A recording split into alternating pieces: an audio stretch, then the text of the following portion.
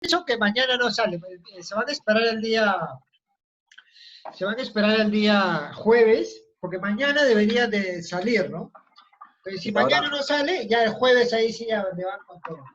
ahora que he salido a comprar los medicamentos a mi mamá, colas en los bancos, colas en Plaza Vea, colas en las farmacias, o sea, la gente ya le llegó y ya salió, o sea, el tráfico está normal. Ah, y eso ha sido que hace 1 hora y media. Claro, es que teóricamente hoy día ya se levantó todo, todos pueden hacer lo que querramos y listo. Mañana se levanta, pero. Ahí tengo entendido que la nueva extensión es a partir de julio, y julio todavía es mañana. La gente se ha Por eso, apresurado. igual, no, es que hoy día han salido a abastecerse de comida, pues, porque mañana no va a haber. No es que no haya, sino es que me parece que la flexibilización... buenas tardes para con todos, disculpen. La flexibilización de todo los rublos de reinicio de actividades tiene varios puntos, desde el punto tan cerrado que fue en mayo, ahora un poco más flexible, junio, y ya julio entendemos que estamos entrando ya a la tercera fase. Y eso... Claro, pero recién mañana pasado va a salir la parte de cuáles son las que se comentan con la tercera fase y tienen que salir los protocolos sectoriales y todo eso. Claro. Pero muy probablemente el tema de los protocolos, como ya con la experiencia que se ha tenido de la primera fase y la flexibilización de la segunda, tal vez se mantenga todavía el concepto de la segunda fase de mantener todo en protocolo. Ya no hay evidentemente autorizaciones previas de los sectores competentes, que eso ya fue el problema de mayo, de la primera fase. Pero habrá de ver pues ahora cómo van a reiniciar las actividades, porque la realidad de la realidad es que si bien es cierto el protocolo general del MINSA por el propio término es general, no totalmente es adaptable a todos los casos. O sea, yo no imaginaría pues un sector minero solamente con el protocolo del MINSA, no hay forma.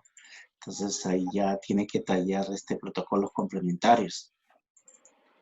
Lo que pasa es que ya no se han dado tiempo para hacer los protocolos complementarios.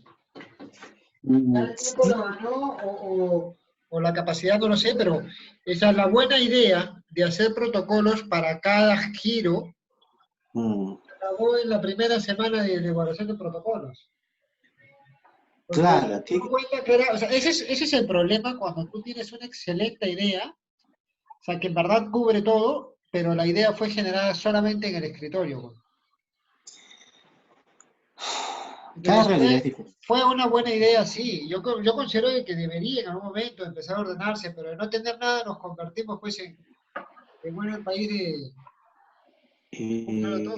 Claro, Descrito. sí, claro, ahí hay varios puntos a tratar, ¿no? O sea, si bien es cierto, de la fase cerrada de los protocolos, el problema no fue tanto en los protocolos, sino fue porque primero bien o mal, pues produce era el único de los ministerios que generaba pues cierto orden, pero se generó más de un motivo, más de una razón, más de una condición para iniciar. Y cuando ya pasas al tema de los protocolos, por ejemplo, el protocolo general, que me estoy refiriendo a la resolución ministerial 239 con modificatorias, no podría ser entendido, por ejemplo, en el campo de los restaurantes, donde cada uno de los comensales tiene que tener la seguridad que el producto quede completamente inocuo de cualquier duda.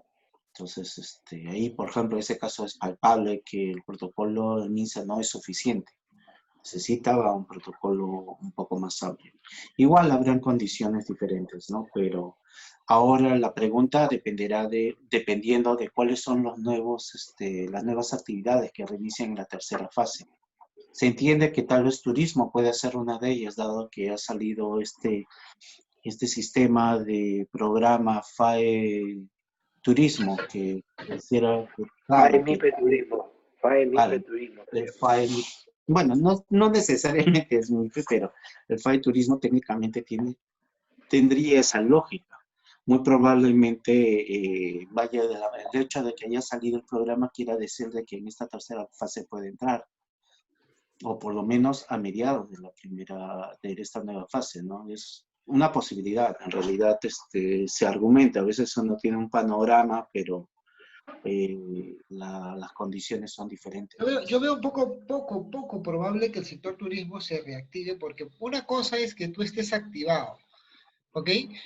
Ok, si lo vemos desde el punto de vista de fases, ya está activado, pero ahora es su público consumidor. No, es que ahí tienes dos temas. Por ejemplo, se mencionaba, por ejemplo, del tema de la apertura de aerolíneas a nivel nacional. El tema internacional queda claro que julio no es, tal vez agosto, tal vez más adelante, pero julio, por lo menos en el tema de lo que es aerolíneas, podría ser. Ahora, yo no sé qué tan comercial sea para una empresa de aerolíneas donde las personas pueden ir determinado número, la cantidad de vuelo, es una situación bastante, ahí habría de evaluar, ¿no? Eso es de un lado. De otro tienes que ver que hay cientos lugares turísticos que de una u otra manera viven de eso. Por ejemplo, Cusco vive de eso, pero aún así Cusco yo no creo que tenga la libertad de decir, ya todos vengan a hacer turismo a Cusco, ¿no? Porque se supone que claro, hay una coordinación con el gobierno nacional, con el gobierno regional para dar determinadas condiciones previas. O sea, Y que es te subas una... a un avión. El Carmen, está el otro, ahora vi el Carmen en Chincha, está que sufre porque ellos viven del turismo. Claro. Y ni siquiera necesitas subirte a un avión. Claro. Entonces, Está complicado. Pero es que, o sea, nadie, o sea, no sé si nadie, ¿no? Pero pocas personas van ahora a pretender hacer un paseo. No, definitivamente. Sí, pero Dani, ahí tienes un problema. Por ejemplo, el fin de semana un compañero de universidad me decía, oye, yo tengo que estar en Cañete, en Chincha, ni siquiera llegar a Ica, sino un poco antes, porque tengo que ver unas cosas, no he podido ir. Ya voy a poder ir. O sea, técnicamente a partir del 1 sí puedes ir en tu carro, porque no tiene la limitación. Ajá, sí, claro. Entonces, ahí es donde tienes el tema de que estas personas, así como este compañero de universidad quiere ir, hay un montón de gente que quiere ir, que quiere salir, quiere tomar, quiere cambiar de aire. Entonces, puede ese es el ser, pero problema.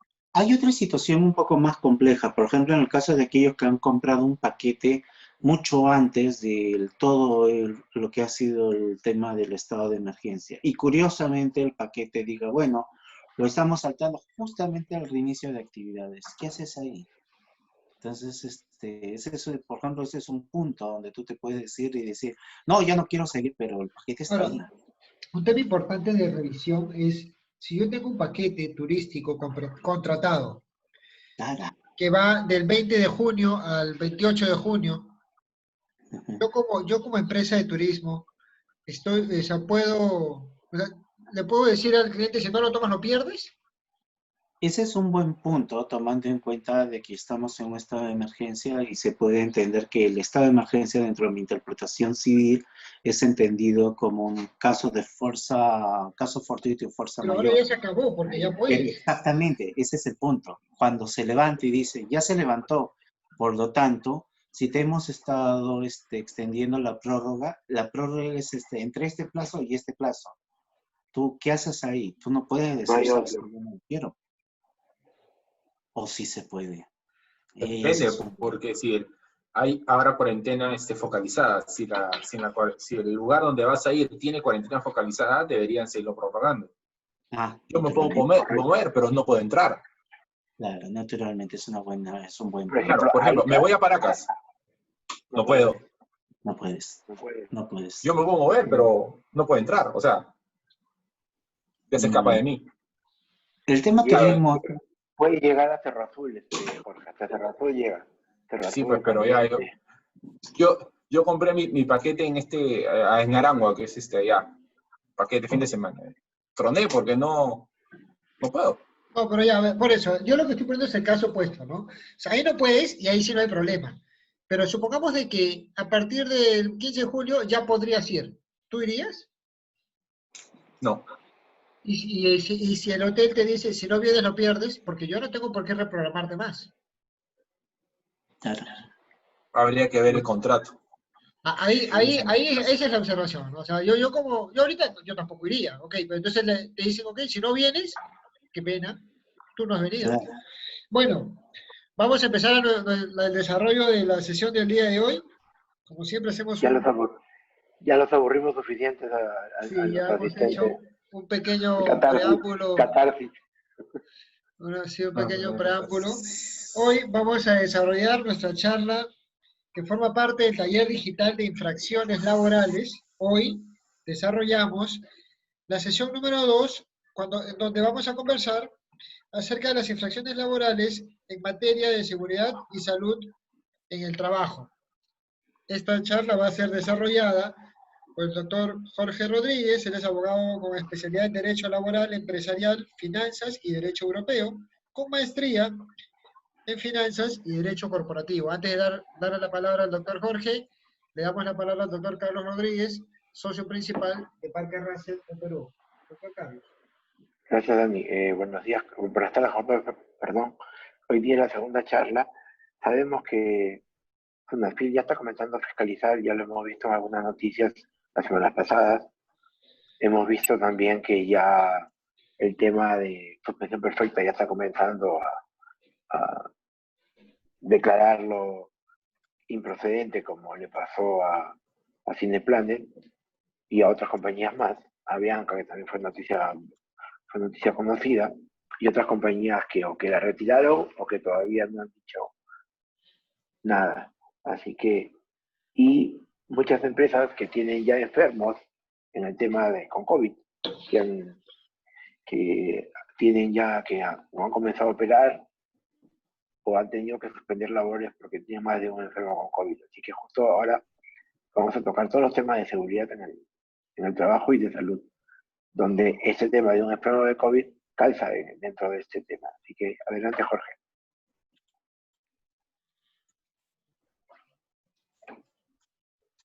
Listo, buenas tardes a todos los que nos están escuchando aquí desde este taller sobre infracciones en materia de relaciones laborales. Hoy día vamos a hablar sobre las infracciones en materia de seguridad y salud en el trabajo. ¿Ok? El tema sigue siendo un poco amplio, así que vamos a poner las preguntas al final. Todas las preguntas van a ser respondidas, todas las consultas van a ser absueltas, y nada. También a los amigos que nos están viendo desde las redes sociales en Facebook, también nos pueden hacer las consultas a través del cajón de comentarios, y igual las vamos a responder, ¿no? La mecánica es la misma, a través del chat, las preguntas que todas van a ser respondidas, ¿no? Entonces, siguiente, por favor.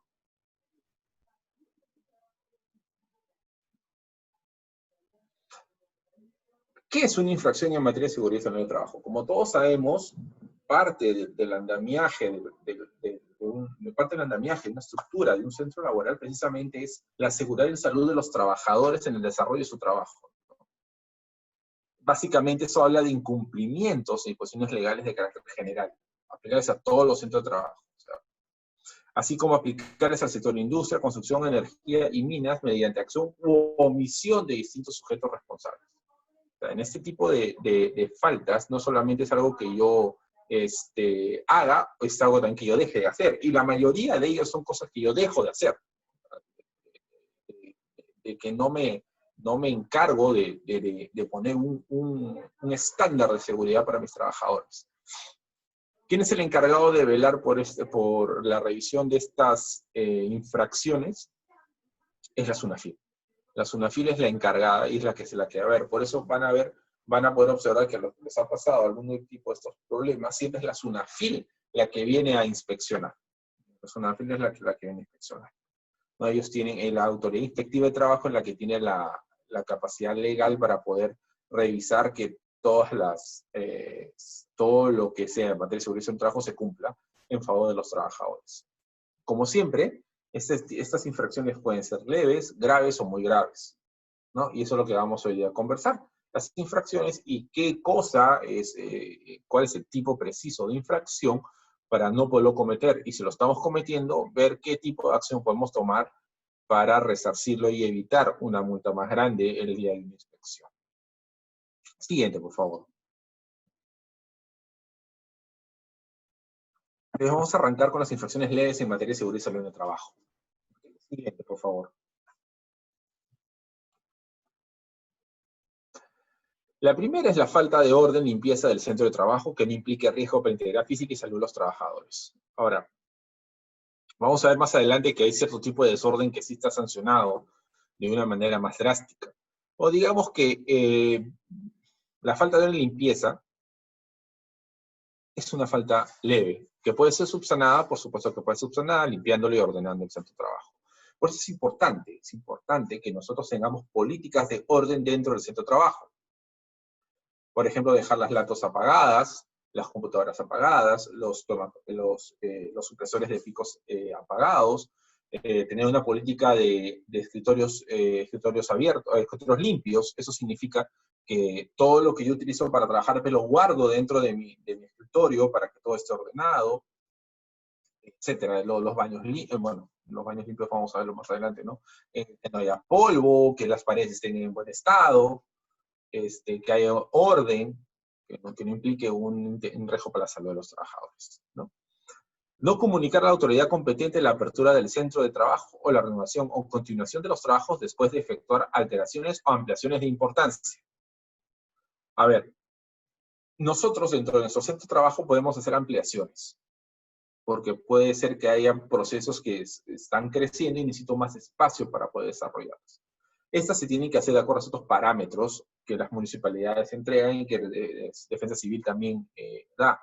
O sea, si yo hago estas ampliaciones, o abro o reanudo centro de trabajo, que tengo que informar a la autoridad competente a quienes, por ejemplo, como dije, Defensa Civil, las municipalidades, tengo que tener las licencias.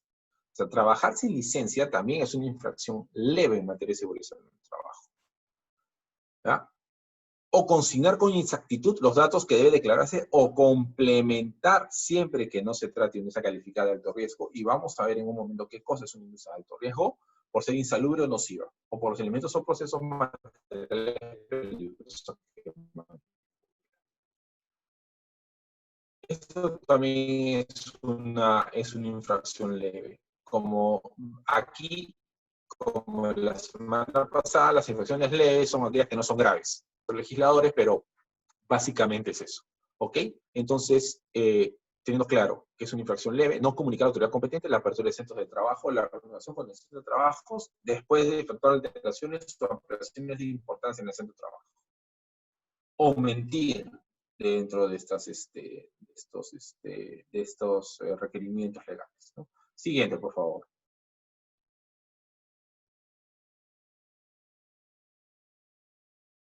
Los incumplimientos de las disposiciones relacionadas con prevención de riesgos, siempre que carezcan de trascendencia grave para la integridad física o salud de los trabajadores. Vamos a ver en un momento que es una falta grave, es no tomar previsiones en la prevención de riesgo. Vamos a ver todo lo que es todo este andamiaje que se hace para precisamente evitar los riesgos dentro del centro de trabajo. Cuando un incumplimiento de alguna de esta disposición no es relativamente grave, se sanciona con una falta leve. Yo hasta ahora no he visto ninguna de este tipo que sea leve. No he visto. Ni en experiencia, ni en literatura. O sea, no he visto alguna. Casi todas son graves porque normalmente, generalmente, en la prevención de riesgos está precisamente el riesgo de la vida humana. Entonces, cualquier incumplimiento pone directamente en colisión el derecho a integridad física y salud. O sea, no conozco ninguna, pero está en la ley y ahí es bueno saberlo, ¿no? Cualquier otro incumplimiento que afecte obligaciones de carácter formal o documental, exigidas en la normativa de prevención de riesgos y que no sean tipificados como graves. Lo mismo que habíamos dicho la semana pasada, todo lo que no es grave es leve, ¿no? Una forma bastante rara de legislar, pero bueno, está hecho así y no hay nada más que podamos hacer. Siguiente, por favor. Infracciones graves. Ok, siguiente, por favor.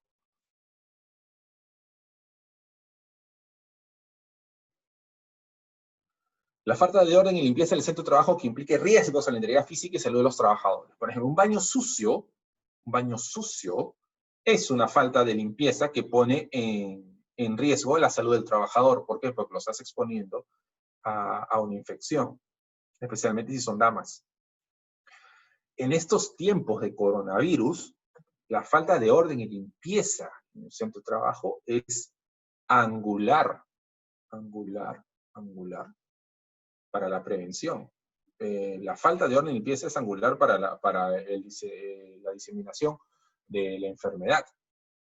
Pues tenemos que tener precaución y cuidado precisamente en el orden y la limpieza en nuestro centro de trabajo, ¿no? Las cosas no pueden ser como antes. Hay centros de trabajo que hacen limpieza 2 veces por semana, 3 veces por semana, a veces 1 vez por semana. Esto ya no va a poder ser, va a tener que haber una mayor limpieza de los lugares, desinfección de lugares comunes, ¿no? Porque el virus está. Y se han leído las noticias y ya la OMS está lanzando una alerta de una posible nueva pandemia respecto a una mutación que habría hecho el coronavirus en algunos animales, ¿no? Especialmente en cerdos. Entonces, la cosa se complica. La cosa es complicada y tenemos que recordar que en materia de seguridad en el trabajo es muy fácil caer en un problema. Y es muy difícil salir de él.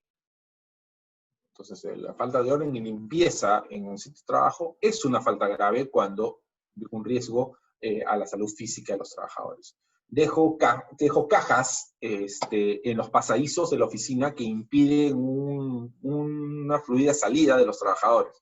También es una falta de orden que implica un riesgo para la salud física del trabajador, pues se puede caer en un momento de un temblor, un terremoto, al salir con miedo, porque es lo normal lo que pasa en un tipo de estas situaciones, puede lesionarse. Entonces, ahí hay que tener mucho cuidado. Una de las más comunes que he podido ver es no dar cuenta a la autoridad competente conforme a lo establecido en las normas de seguridad en el trabajo, de los accidentes de trabajo mortales o de los accidentes peligrosos ocurridos, o no comunicar los demás accidentes de trabajo al centro médico asistencial, donde el trabajador accidentado es atendido, o no llevar a indicios de que las medidas preventivas son insuficientes. Miren qué largo es esta infracción. Vamos a desmenuzarla por partes, ¿ok? No dar cuenta a la autoridad competente conforme a establecer las normas de seguridad y salud en el trabajo, de los accidentes de trabajo mortales o los incidentes peligrosos ocurridos. Entonces la pregunta se cae de madura. ¿Cómo doy cuenta a la autoridad competente? ¿Cómo le puedo yo informar a la autoridad competente que eso tiene que pasar? Ahora, hay una... a ver, ¿cómo les explico? Ustedes todos conocen qué cosa es la clave SOL. La clave SOL es una clave, generalmente con el número de RUI, una clave especial, en la cual tú tienes acceso a tu información tributaria, ¿no? La famosa clave SOL de SUNAT. ¿Ok? Hay un sistema que el sistema se llama el Registro Único de Accidentes de Trabajo y Enfermedades Ocupacionales, se llama SAT. SAT, como el que nos viene a cobrar las infracciones de tránsito, igual SAT. Este SAT se activa a través de la clave SOL. O sea, yo a través de mi clave SOL doy cuenta a la autoridad competente sobre esos accidentes de trabajo mortales o incidentes peligrosos. Y es una obligación legal. ¿Y dónde está contemplada esa obligación legal? La obligación de informar está contemplada en el artículo 82 de la Ley de Seguridad y Salud en el Trabajo.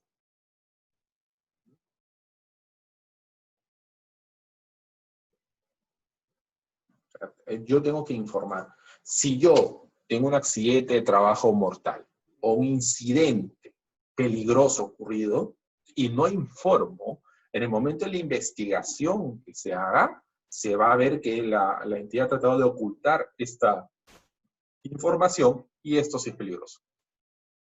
Es peligroso y la consecuencia es una multa bastante grande. Estamos hablando de la seguridad en el trabajo, estamos hablando de algo muy relacionado. Si bien es cierto, todas las multas son graves, pero estamos hablando de de un bien jurídico protegido más importante que la razón jurídica que hablamos la semana pasada, ¿no? Estamos hablando de la vida humana. Entonces, aquí ya estamos hablando hasta de consecuencias mucho más graves en el caso de no cumplir con esos parámetros, ¿no? Un incidente peligroso, por ejemplo, es un accidente que si no es mortal, pero sin embargo puede causar algún tipo de lesión bastante fuerte a un trabajador. Un trabajador que ha estado manipulando cierto tipo de equipo y se puede cortar un dedo por distraído. Debo comunicar. O sea, paralelamente que lo atiendo, a la misma vez debo comunicar este incidente. ¿Ya? Debo investigar el caso. O sea, no solamente es tomar y ir y simplemente informar, sino tengo que investigar. O sea, es un proceso de identificación de factores, elementos, circunstancias, puntos críticos, que confluyen en un punto y que, para determinar qué pasó y qué cosas tengo que hacer para que no vuelva a pasar. Entonces, en el caso de este trabajador, pongamos que se voló un dedo en una máquina, tengo que ver por qué el trabajador se voló un dedo en la máquina. Entonces, los factores van desde la falta de capacitación del trabajador hasta un descuido. Todo tengo que examinarlo. Tenía el lado para manipular esa máquina, tenía capacitación para manejar esa máquina, etc. ¿No? Esta obligación está contemplada en el artículo 92 de la Ley de Seguridad y Salud en el Trabajo, ¿no? Y no solamente es el empleador el que tiene que investigar, sino el empleador investiga conjuntamente con los representantes de la organización sindical, que será el caso, o de trabajadores, y en este caso si es la organización sindical o el Comité de Seguridad y Salud en el Trabajo, ¿no? Hay que tener eso en cuenta para investigar ese accidente.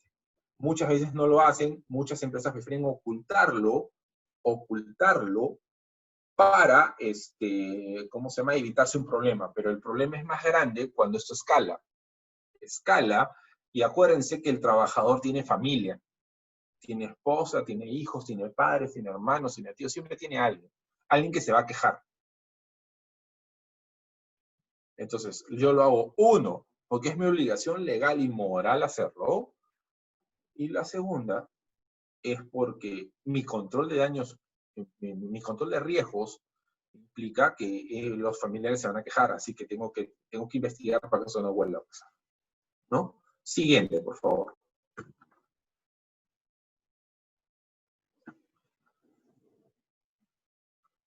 No llevar a cabo las evaluaciones de riesgos y controles periódicos de las condiciones de trabajo, de las actividades de los trabajadores, o no realizar aquellas actividades de prevención que sean necesarias según los resultados de las evaluaciones. Ustedes saben que hay una obligación de evaluar de los trabajadores. Yo tengo que evaluar los riesgos dentro del centro de trabajo. Y estas evaluaciones se hacen respecto a ciertos conceptos básicos. Yo tengo que evaluar muchas cosas para yo poder, ¿cómo se llama?, determinar riesgos y qué controles tengo que aplicar para evitar que esos riesgos se materialicen. O sea, si vamos y si lo vemos desde un punto de vista de gestión del proceso, lo vemos, en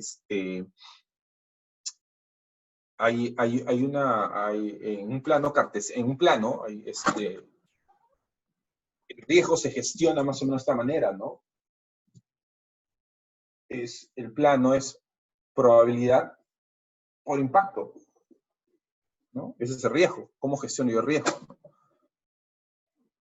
¿Qué tan probable es que suceda y qué impacto, qué tan grave va a ser en el momento que se realice? Entonces, si es muy probable y tiene un impacto muy alto, entonces es un riesgo alto o muy alto. Entonces, esto definitivamente tiene que tener una atención. Si la probabilidad es baja y el impacto es alto, tengo que tenerlo en cuenta. Tengo que evitar que esto pase, igual que esto. Si la probabilidad es baja y el impacto es bajo, entonces simplemente yo puedo asumir el riesgo. Esa es la gestión de riesgo.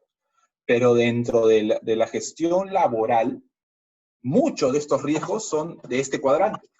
Si lo ponemos así, este cuadrante, son riesgos muy altos. Entonces tenemos que evitar a toda costa que nuestros trabajadores lleguen a estos problemas, ¿no? Entonces, ¿qué cosa debo de evaluar? Primero debo evaluar el puesto de trabajo. sea, el riesgo asignado a un trabajador individual, ¿no? ¿Qué factores específicos, deberes, responsabilidades tiene? Y dependiendo de ello, hay ciertos riesgos que les ha expuesto. Tengo que examinarlo. ¿Qué tareas hace ese trabajador, ¿no? Entendía las tareas como actos o secuencias de actos que hago en un lapso de tiempo, ¿no? Destinados a contribuir al resultado específico de la empresa, ¿no? Y este resultado está orientado a un objetivo.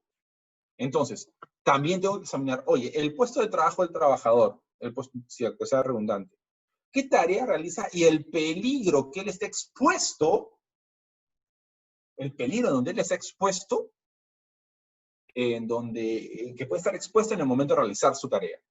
Y entendemos peligro como una situación que se caracteriza por una viabilidad de una ocurrencia, de un incidente potencialmente dañino. O sea, es un acto, un proceso real que crea daño sobre bienes, ya sea bienes materiales o personas, ¿no?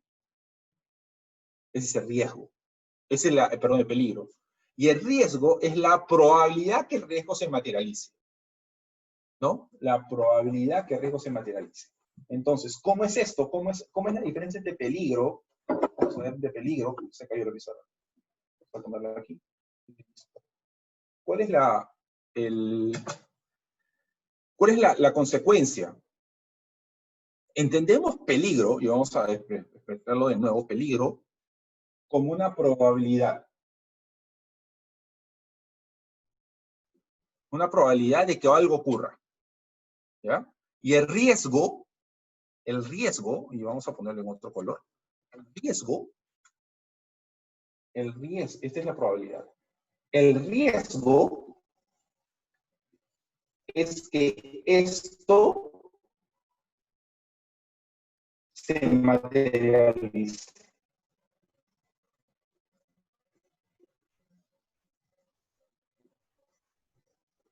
Entonces, peligro, que mi trabajador se corte el dedo. ¿Cuál es el riesgo? Que el trabajador se lo corte. ¿Qué hago yo para minimizar el riesgo? Son la serie de factores que yo voy a contribuir dentro de mi planificación para evitar eso que pase. ¿Ok? Sobre todo tengo que examinar típicamente las consecuencias que esto puede traer. Las consecuencias que esto puede traer a mi centro de trabajo, ¿no?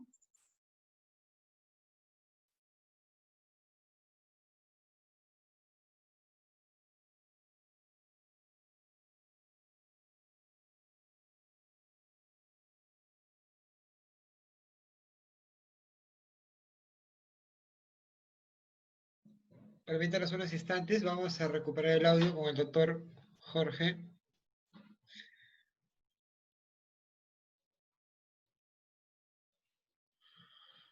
Listo, ahora sí me escuchan. Sí, Se lo escucha muy bien, ¿no? doctor. Genial, genial. Entonces pasamos a la siguiente, por favor.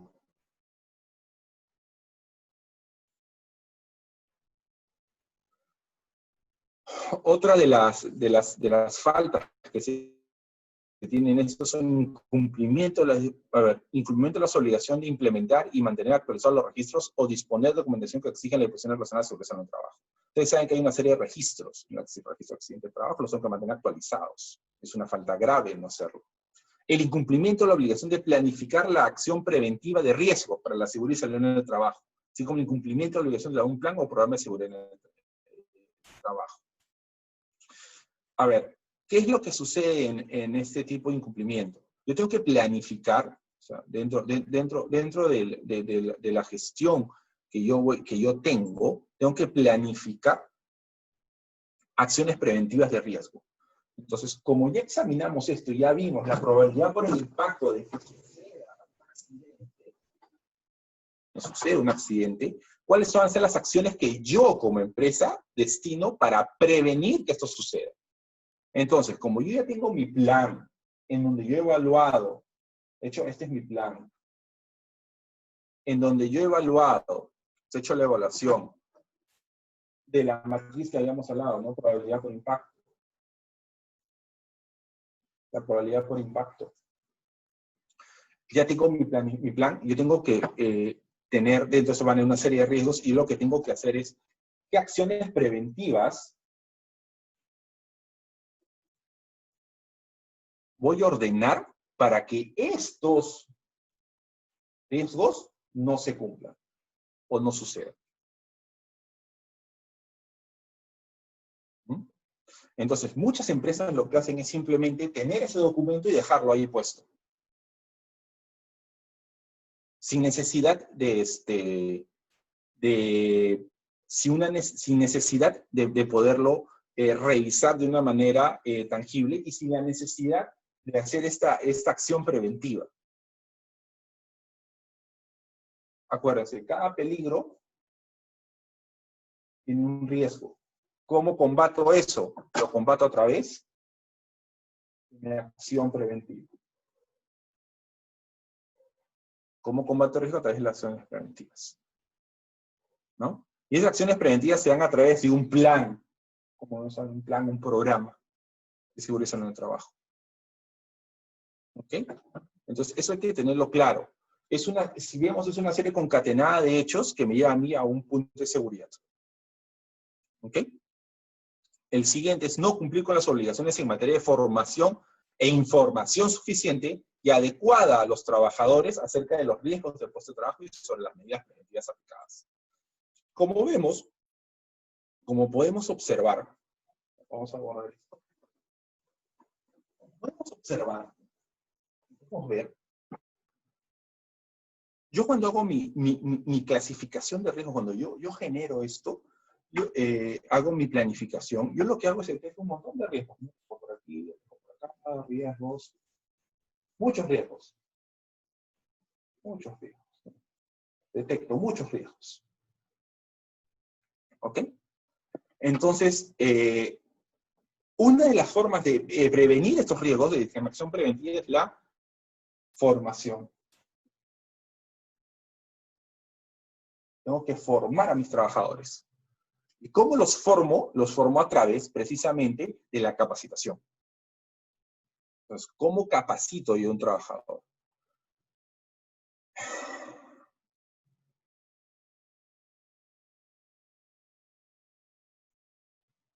La norma lo que te dice es que tienes que capacitarlo 4 veces al año. Es lo mínimo. 4 veces al año. ¿Pero de qué lo voy a formar? Precisamente de estos riesgos. Recuerden que hace un rato conversamos que uno de los factores que nosotros teníamos para determinar los niveles de riesgo mediante la metodología de gestión de riesgos es precisamente la probabilidad por el impacto. O sea, qué tan probable es esto que pase por lo que me puede pasar. Entonces es un riesgo. ¿Cómo yo voy a evitar que los trabajadores hagan esto? A través de estas 4 capacitaciones. Y están orientadas pues al puesto de trabajo, al nivel de riesgo expuesto, etcétera, etcétera, etcétera. Los tengo que capacitar. Ojo, que las capacitaciones de INDECI sobre sismos, terremotos no cuentan dentro de estas 4. Hay un montón de riesgos, riesgo ergonómico, riesgo disergonómico, riesgo a la propia salud. Ahora el riesgo de COVID, que es un riesgo bastante alto y que debe ser uno de los principales factores que nosotros debemos tener de capacitación para evitar contagio de nosotros.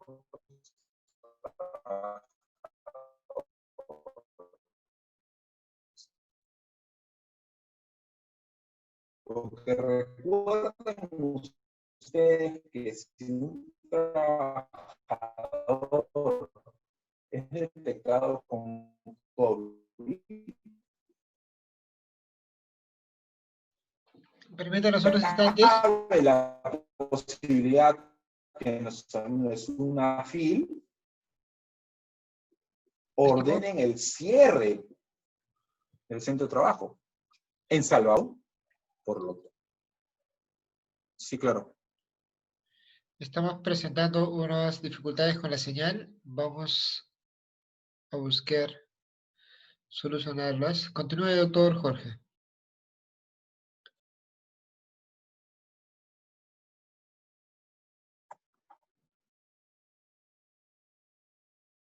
Sí, dale, no te preocupes. ¿En qué estaba? Ah, ya.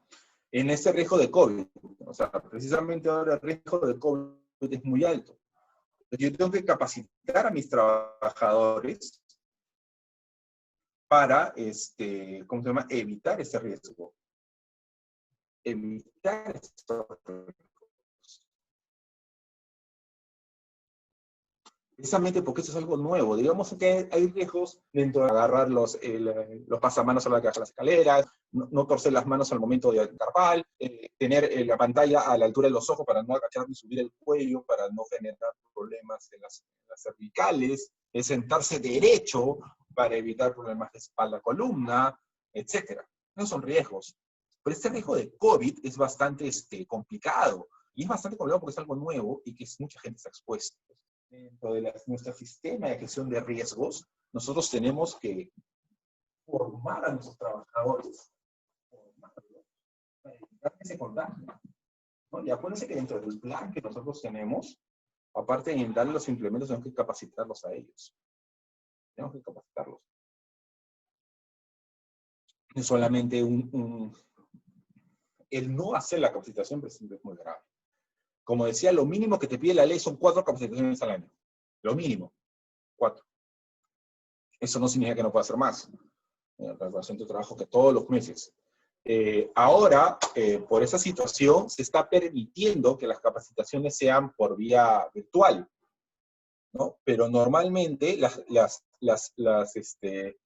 obligación de formación e información suficiente tiene que hacerse de manera, esta capacitación se tiene que hacer de manera presencial. O sea, tengo que hacerlo de manera presencial, que el trabajador esté presente.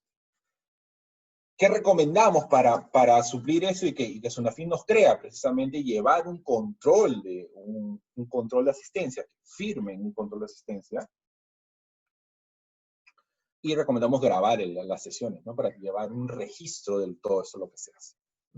No es tan sencillo, pero sí hay una obligación de informar y de formar e informar sobre los trabajadores acerca de esos riesgos del puesto de trabajo como hemos puesto y qué medidas voy a tomar.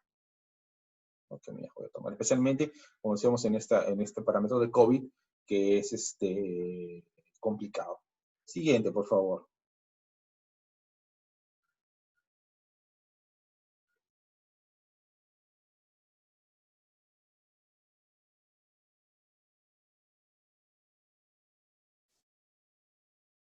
El siguiente es un incumplimiento de disposiciones relacionadas con seguridad y salud del trabajo, en particular en materia de lugares de trabajo, herramientas, máquinas, equipos, agentes físicos, químicos, biológicos, riesgos ergonómicos, psicosociales, medidas de protección colectiva, equipo de protección personal, señalización de seguridad, etiquetado, envasado, sustancias peligrosas, almacenamiento, servicios o medidas de higiene personal, o los que se deriven un riesgo grave para la seguridad y salud del trabajo.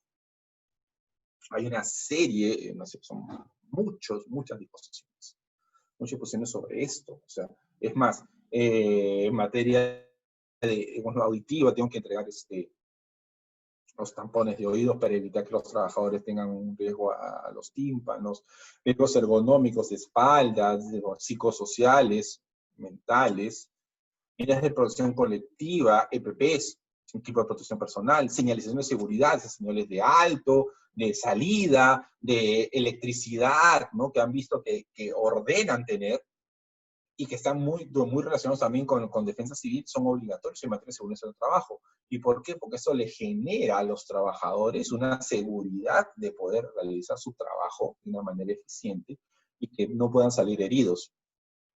Ustedes tienen que recordar que esta evolución de seguridad en el trabajo no es tan nueva, pero hasta hace unos 50, 60 años, o 70 años, si ustedes ven algunas películas antiguas, van a ver que los trabajadores en Estados Unidos, cuando trabajaban rascacielos, caminaban por un fierro sin arnés, sin nada, ¿no? Y la tasa de mortalidad era altísima, porque no se cuidaba. Entonces, hay muchas disposiciones de seguridad y salud del trabajo que se tienen que cumplir. El incumplimiento de estas es grave.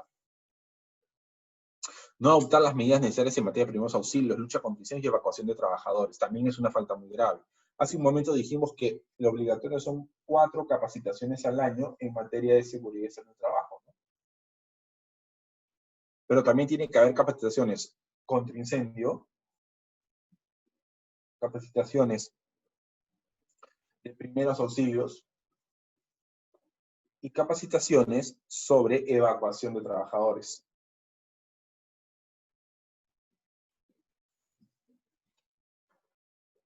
Si algunos de ustedes deben haberle pasado, porque a mí también me ha pasado, por ejemplo, que éramos parte de la brigada de primeros auxilios, ¿no? Y nos capacitaban, a mí me ha pasado, nos capacitaban para ese tipo de temas, ¿no? Por ejemplo, yo, como experiencia personal, yo era parte del equipo de primeros auxilios y yo tenía a mi cargo el equipo de gente que se encargaba de las camillas. O sea, cuando ocurría y hacían los simulacros de sismo, yo estaba a cargo de un grupo de 6 personas, nos encargábamos de llevar 7 personas, nos encargábamos de llevar la camilla. Había una camilla en ciertos lugares del edificio y nuestro trabajo era mi trabajo era sacar el... ¿Por qué? Porque nuestro trabajo era, si alguien se accidentaba, éramos 6, éramos 7, uno llevaba el botiquín, que era el experto en primeros auxilios, y nuestro trabajo era ayudar a evacuar a la gente, siempre y cuando se pudiera evacuar, no si no era algo muy complicado, muy grave, ¿no? Éramos 4 que acabábamos la camilla, uno que llevaba el equipo de no sé, y uno de reemplazo, así que porque uno de nosotros algo le pasaba. Esas capacitaciones que son independientes, son independientes de las capacitaciones de seguridad del trabajo. Son otras, es de contraincendios, como dijimos, contraincendios, primeros auxilios y evacuación. Eso en materia, las evacuaciones son en materia de temblores, terremotos, sismos, ¿no? Desastres naturales.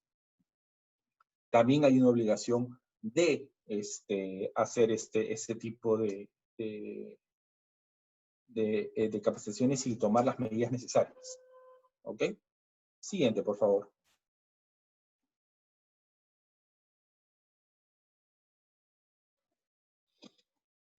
A ver, el incumplimiento de las obligaciones establecidas en disposiciones relacionadas con la seguridad y salud en el trabajo en materia de coordinación entre empresas que desarrollan actividades en un mismo centro de trabajo.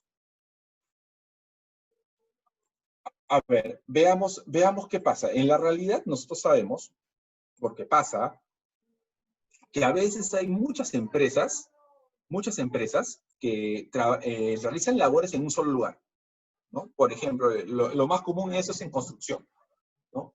Hay una obra de construcción y en la obra de construcción hay varios contratistas que laboran, ¿no? Un ejemplo claro de esto, sin ir muy lejos, es lo que pasó en los Juegos Panamericanos, ¿no? Había en la Videna, habían trabajos y habían varios contratistas, subcontratistas, que hacían trabajos, unos hacían pintados, hacían paredes, otros hacían pisos, otros hacían iluminación, otros hacían aire acondicionado, etc. Hay una serie de obligaciones legales,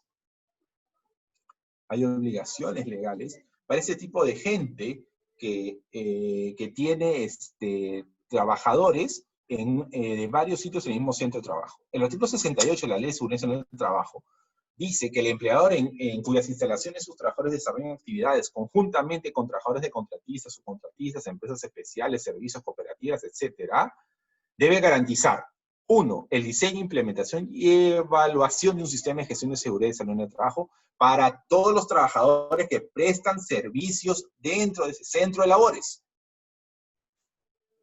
Y no solamente es para personal, sino que cuando hay coordinaciones, o sea, hay varios contratistas dentro de este centro de salud, es responsable. La responsable es implementación. Lo segundo es todo el personal que se encuentra en sus instalaciones. La cosa es bien simple. Yo, como empresa principal, yo como contratista principal, soy responsable de todas las personas, empleadas, visitas, lo que sea, de la puerta para adentro. De la puerta para adentro todo es mi responsabilidad. Yo tengo que tener medidas específicas hasta para las visitas. Pues ustedes ven que muchas veces, hasta para ir a una construcción, que es lo más común, en construcción, hasta te piden SSTR para el dar una visita. O sea, hay que tener mucho cuidado con eso. La tercera es el SSTR. Yo no puedo, todo el personal que ingresa a trabajar, y si es una manera es una actividad de riesgo, tiene que tener su SSTR. Y por último, la vigilancia y cumplimiento de normatividad vigente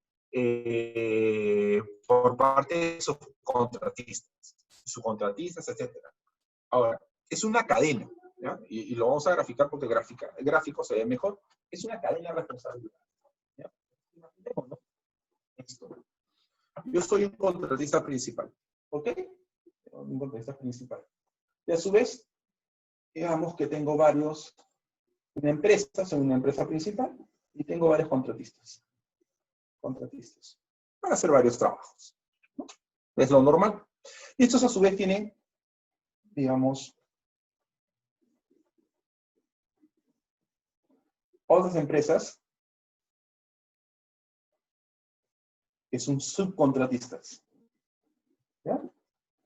Pero todos ellos, todos, absolutamente todos, trabajan en un solo local de trabajo, ¿ok? Yo como empresa principal, es mi responsabilidad como empresa principal verificar que tanto mis contratistas y los subcontratistas tengan un plan de SSTR, de seguridad en el trabajo. Es mi responsabilidad. Aparte del plan que yo he implementado, yo como empresa he implementado. Yo tengo un plan para todo y a su vez yo tengo que verificar que cada uno de ellos, dentro de los trabajos que realizan, tengan un plan de seguridad en el trabajo. Es mi responsabilidad. Entonces, este incumplimiento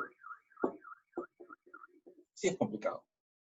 ¿Qué pasa? Que muchas empresas dicen, no, es un subcontratista, yo no tengo nada que ver en el asunto. Y precisamente caen en esta obligación. Yo como contratista principal soy el responsable de la seguridad del trabajo, de todo lo que estén dentro del centro de trabajo y a su vez de verificar que cada uno de sus subcontratistas en general tengan planes de seguridad en el trabajo. Porque acuérdense que cada uno tiene una materia específica.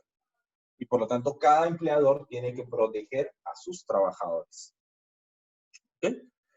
No constituir o no designar uno o varios trabajadores para participar como supervisor o miembro del Comité de Seguridad en el Trabajo, así como no proporcionar información y capacitación adecuada. Ustedes saben porque lo hemos conversado ya en otras ocasiones, que las empresas que tienen más de 20 trabajadores deben tener un Comité de Seguridad en el Trabajo. ¿Ok? Es una obligación legal. Es más, esta obligación legal se ha puesto muy de moda porque es el Comité de Seguridad en el Trabajo quien aprueba el plan COVID, el plan de prevención del COVID. Y muchas empresas no lo tenían porque consideraban que como tienen menos de 20 trabajadores, no era su obligación legal tener un comité de seguridad del trabajo. Esto es verdad a medias. Porque si bien es cierto, no tienen la obligación de tener un comité de seguridad y salud, pero sí tienen la obligación de tener un supervisor de seguridad y salud del trabajo, ¿no? Que también es elegido por los trabajadores. El artículo 30 de la Ley de Seguridad y Salud del Trabajo nos dice que los centros de trabajo con menos de 20 trabajadores requieren nombrar un supervisor de seguridad y salud del trabajo. Ergo, si tengo más de 20 trabajadores, debo tener un comité de seguridad y salud del trabajo. La pregunta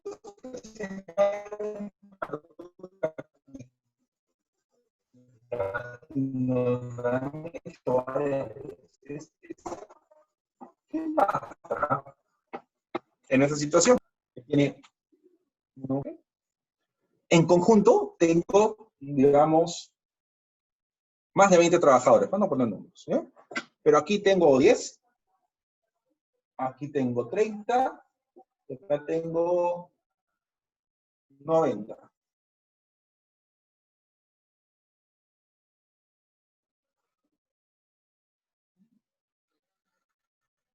¿Todos tienen que tener un comité de seguridad y salud en el trabajo? Es la pregunta. Entonces, la pregunta es, aquí no, aquí sí y aquí sí. ¿Pero por qué aquí no? Porque tengo menos de 20 trabajadores. ¿Aquí qué corresponde? Corresponde un supervisor de seguridad y salud de trabajo. Por cada uno tengo que tener uno. ¿Y por qué? Porque se entiende que cada centro de trabajo es una unidad independiente, por más que sean todos de la misma empresa. Entonces, muchas veces dicen, no, aquí no es obligatorio que tenga un comité de seguridad del trabajo. Es verdad, pero en cumplimiento de la norma de seguridad del trabajo, deben elegir a un representante como supervisor de seguridad del trabajo. Es más, con esto del COVID, muchas preguntas han sido, oye, yo no tengo obligación de tener un comité de seguridad del trabajo, ¿quién me va a aprobar mi plan? El supervisor de seguridad del trabajo.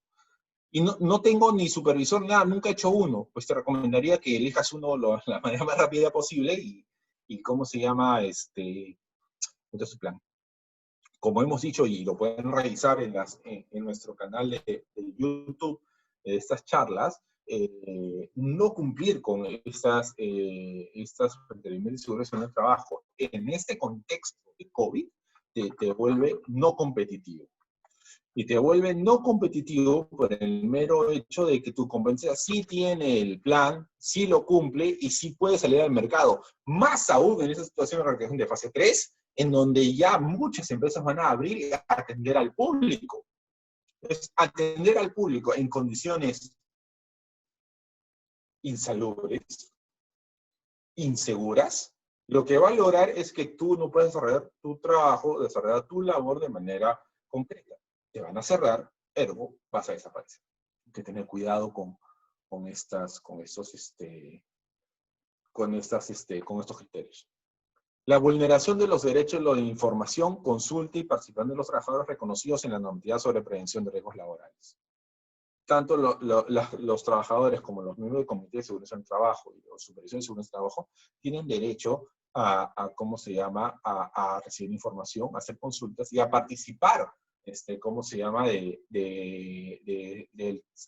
sistema de seguridad del trabajo. ¿No? Evitar su participación constituye una falta grave.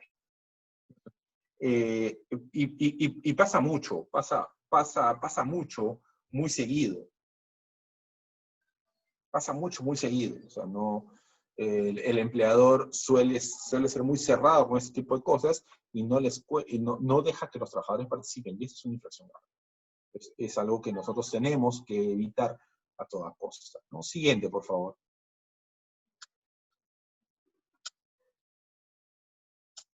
El incumplimiento de obligaciones relativas a la realización de auditoría del sistema de seguridad del trabajo. ¿Cuándo tengo que hacer mi auditoría? Una vez al año. Una vez al año.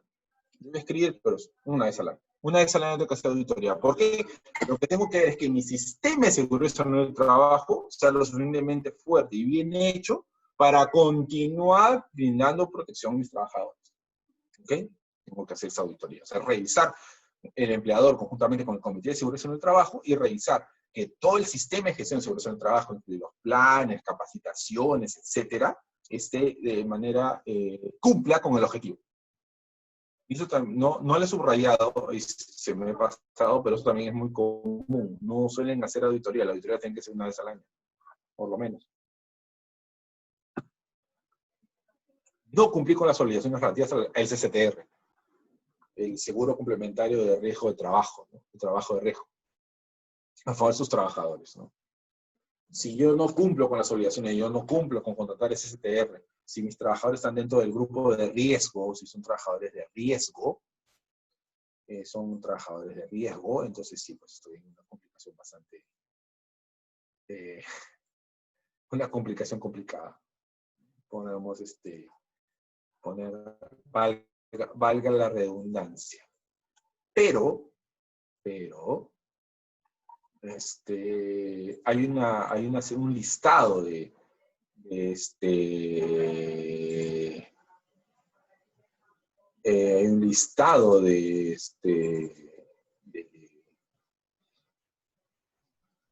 ¿cómo se llama esto? De riesgos que están notificados para los trabajadores. Lo que nosotros tenemos que hacer ese momento es estudiar los riesgos a que están los trabajadores expuestos y evitar que suceda, ¿no? Como ya hemos dicho, o sea, este sistema de seguridad en el trabajo es básicamente preventivo.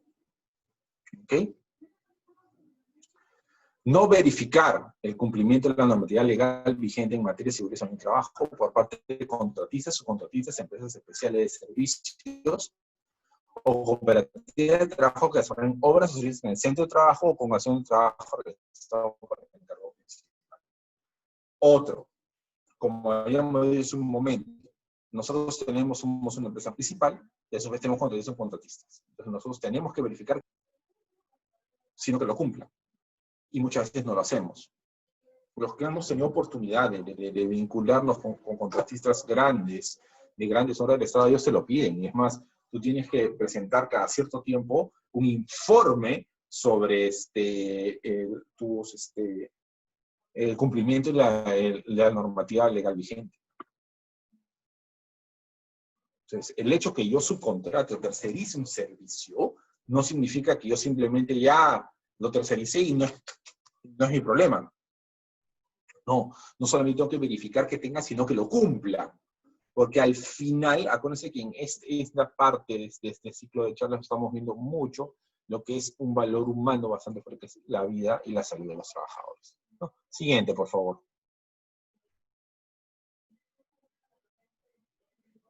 Ahora vamos a hablar de enfermedades muy graves. O sea, ya estamos hablando de algo que ya es un nivel, escalón, un nivel más alto y que no permite, o sea, estamos hablando de un nivel muy alto y que tiene problemas muy fuertes.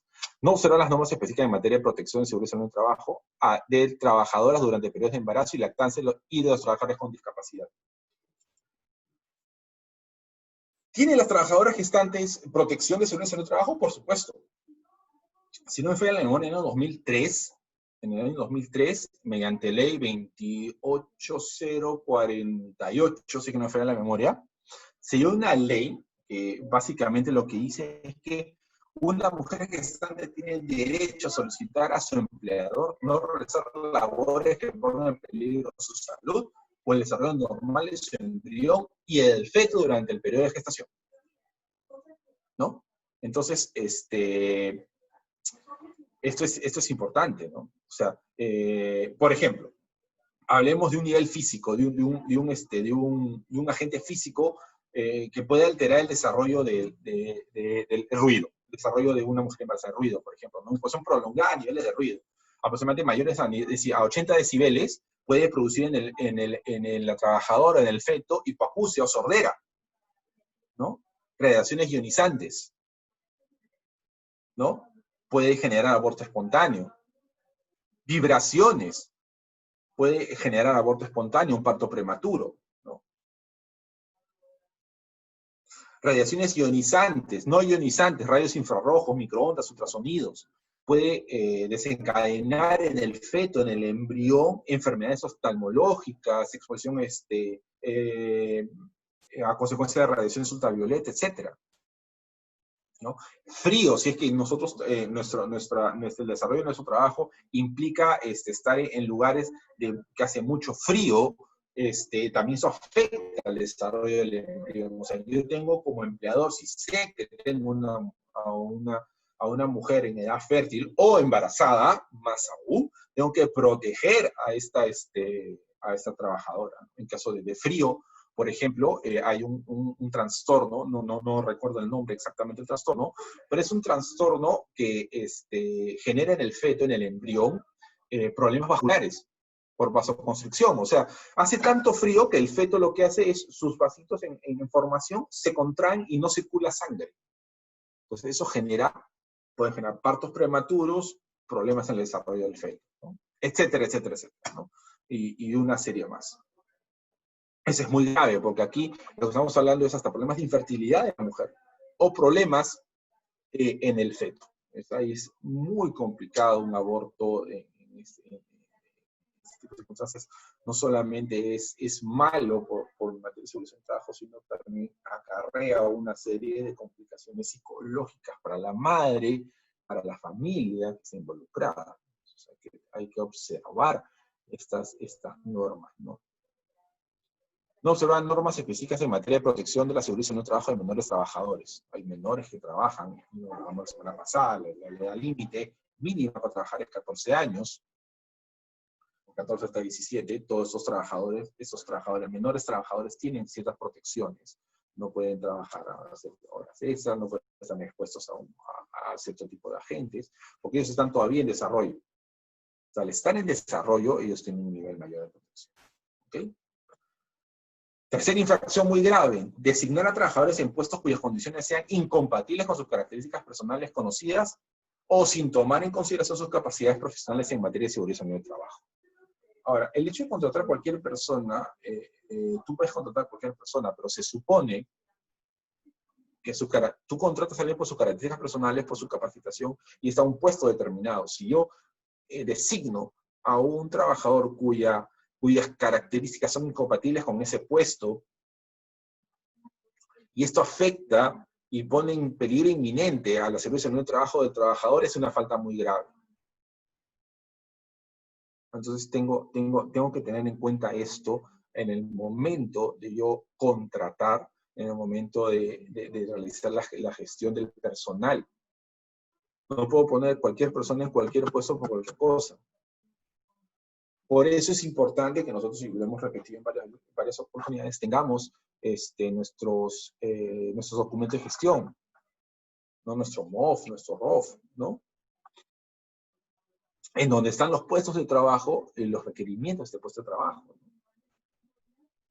Para evitar precisamente que el trabajador esté expuesto a un peligro de seguridad y salud en el trabajo, porque el puesto de trabajo es incompatible con sus condiciones personales o sus características, ¿no? Siguiente, por favor.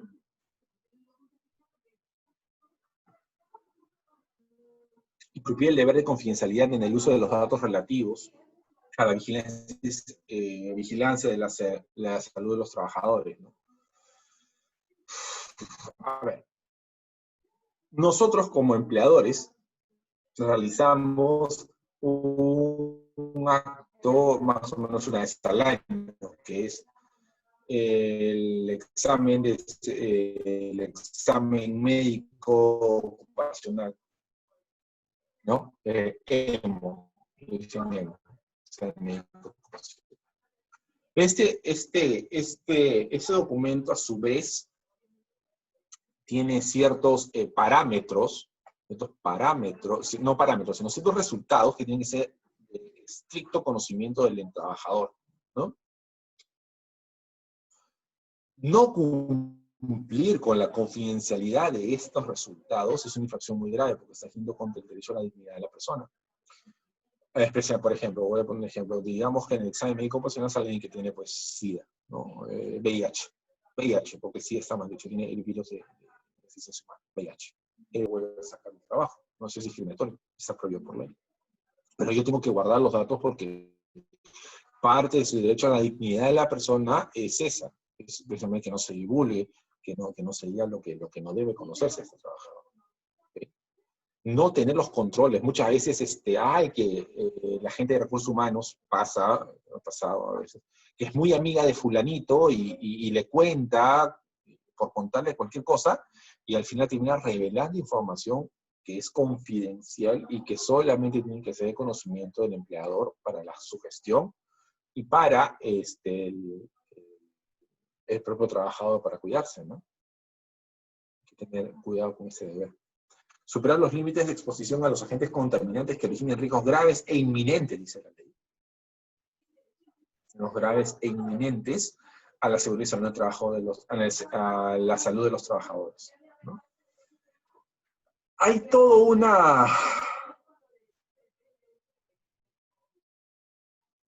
hay todo un andamiaje que está regulado en el artículo 015/2005 SA, sobre ese reglamento que aprueba los valores del límite permisibles de agentes químicos. Es bastante largo, o sea, de verlo, ¿no? Por ejemplo, pongamos un ejemplo cualquiera. Por ejemplo, acá tengo la tabla pongamos, a ver, el acetileno.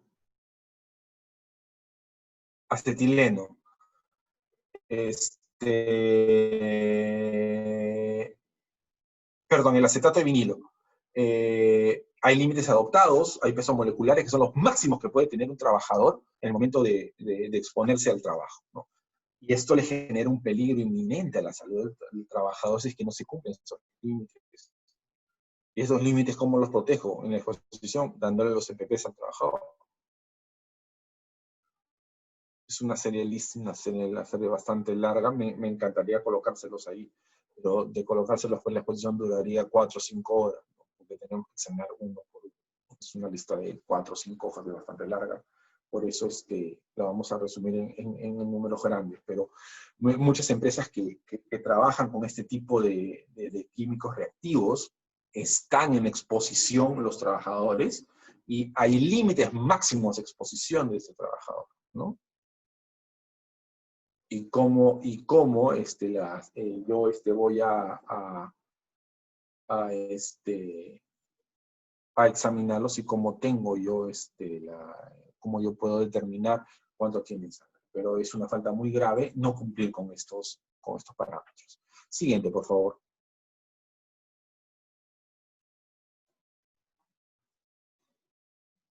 El incumplimiento de la normativa sobre seguridad y salud en el trabajo que ocasiona accidente mortal. O sea, si yo tengo normativa de seguridad y salud en el trabajo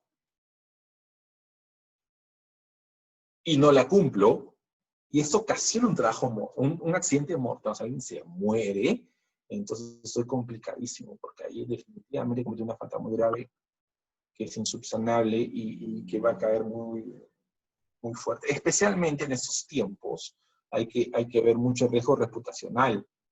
O sea, como decía hace un momento, ellos tienen familia y es muy probable que se queden a los medios y el impacto en la empresa, en el nombre de la empresa es muy fuerte. Por ejemplo, si yo tengo trabajadores que trabajan en altura y no les doy arneses y uno se cae, entonces hay un problema. Se muere un problema. Por ejemplo, a McDonald's le dieron una multa muy fuerte por los 2 jóvenes que fallecieron en una de sus instalaciones de trabajo, porque ellos no etiquetaron y no le dieron mantenimiento correcto a las máquinas eléctricas que servían helados. Entonces, esta pareja de jóvenes recibió una descarga que fue mortal. Es una falta muy grave. Y ustedes han visto todo lo que pasó en el riesgo reputacional, ¿no? Hubo bastantes problemas. Entonces, incumplir la norma respecto a esto sí es extremadamente complicado. Si yo incumplo la norma, y esto es acreditada por los médicos secretarios según su competencia, si yo no le entrego a mi trabajador protección contra los oídos, y se vuelve sordo, acusia, entonces pues hay un caso. Yo les cuento un caso que yo conocí. Era una empresa que trabajaba con maderas, ¿ya? Se dedicaba al negocio de las maderas, al melamine. Y ellos tenían un trabajador que ya de por sí tenía problemas oculares. Ya de por sí tenía. Para empezar, ese trabajador no debía trabajar con maquinaria porque ya él tenía problemas de vista corta, ¿ya? Incumplieron la normatividad de seguridad en el trabajo porque no le entregaron los lentes especiales para proteger sus ojos a la hora de cortar el melamine. ¿Qué pasó? Una astilla saltó, se le incrustó en el ojo, en la retina, y lastimosamente perdió el ojo derecho. Lo perdió. Y para mala suerte de él, el ojo izquierdo lo tenía con catarata. Él ahora es legalmente ciego. Y este muchacho tiene 28, 29 años.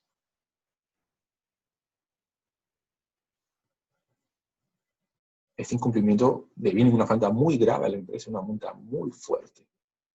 Muy, muy fuerte. Tengo conocimiento, porque ya son unos años, tengo conocimiento que el trabajador sí inició acciones legales contra la empresa por daños y perjuicios. No sé en qué es el proceso, no conozco. Yo conocí el caso por el accidente de trabajo, y demás, no sé qué pasó. Pero, por ejemplo, es eso, ¿no? ¿Esa es mala suerte? No lo creo. Eso es falta precisamente de previsión. O sea, yo no vi que ese trabajo, o sea, no hice mi implementación de manera correcta y expuse a un trabajador cuyas condiciones personales no estaban indicadas para trabajar con maquinaria de ese tipo por sus problemas de vista. Lo expuse al peligro y para, no sé, mala suerte, creo, no es bueno decir, pero la circunstancia hizo que se volviera ciego. Justo le ven en el de sus ojos, en el ojo derecho, el que tenía mejor visibilidad, porque en el ojo izquierdo tiene una catarata congénita que es inoperable.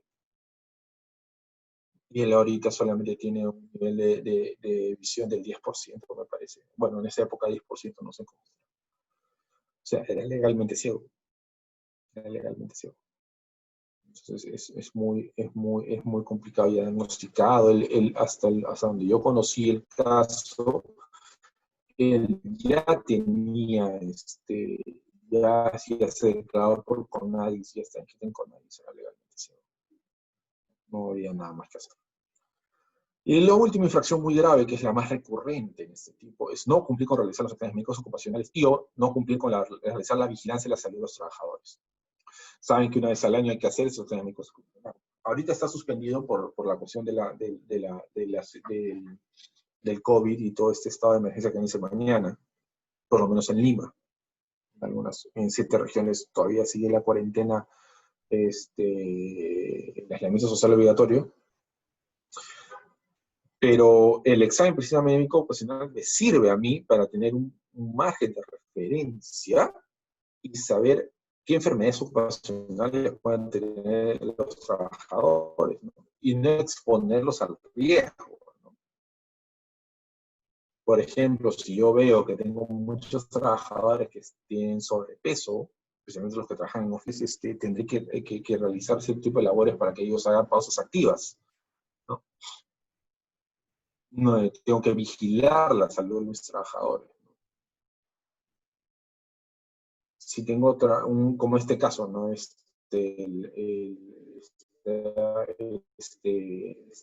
Trabajador con una edición, esto se hubiera detectado en el examen médico ocupacional, en donde nos hubieran dicho que tenía problemas de edición, ¿no? Muchas cosas que podemos ver. Básicamente, que en un examen médico ocupacional hay 3 estados, digamos, ¿no? Apto con restricciones, y no apto.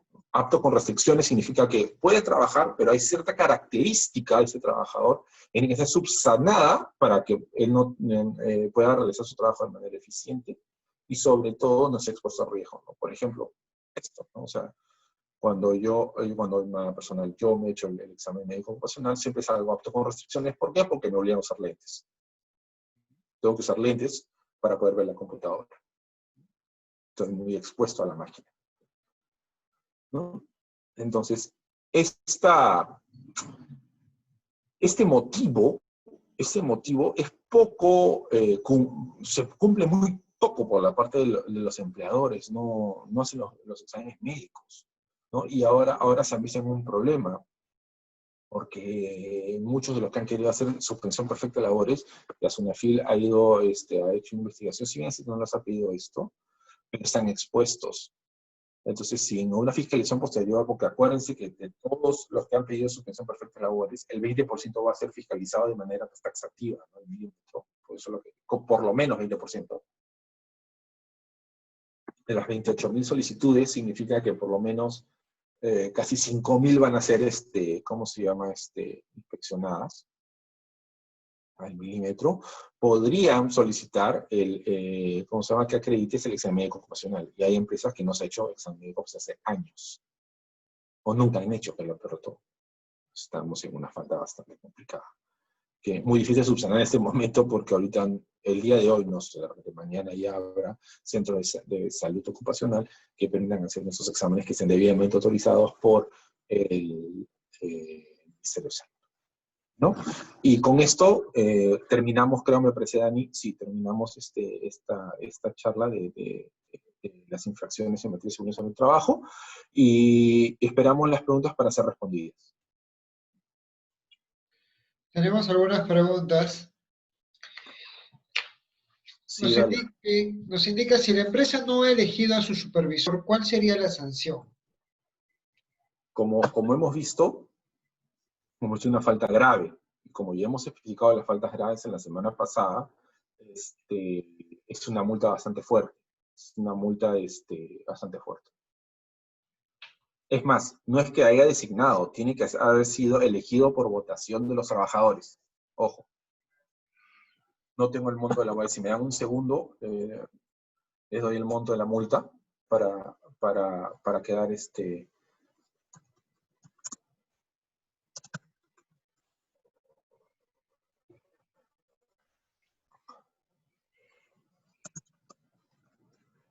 En la semana pasada habíamos puesto la tabla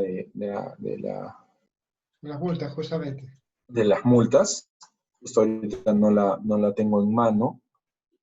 Pero si no me falla la memoria,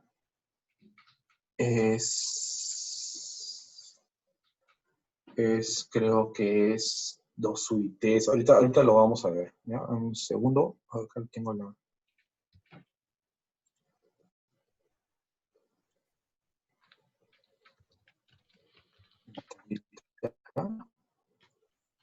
Estoy haciendo la tablita, estoy demorando un poquito en abrir.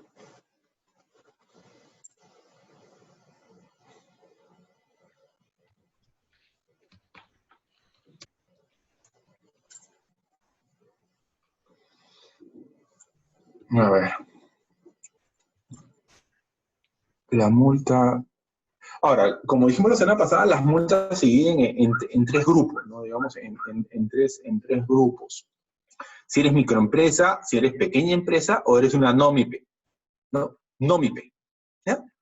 Entonces, asumamos si es una pequeña empresa, microempresa que tiene hasta 10 trabajadores y factura hasta 675.000 soles al año, una multa grave puede ser entre 0.25 y 1 UIT.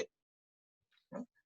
Por una pequeña empresa significa que tengo más de 10 trabajadores, hasta 100 trabajadores, y facturo más de 675.000 soles, hasta creo que me parece 7 millones, me parece, no tengo el monto exacto.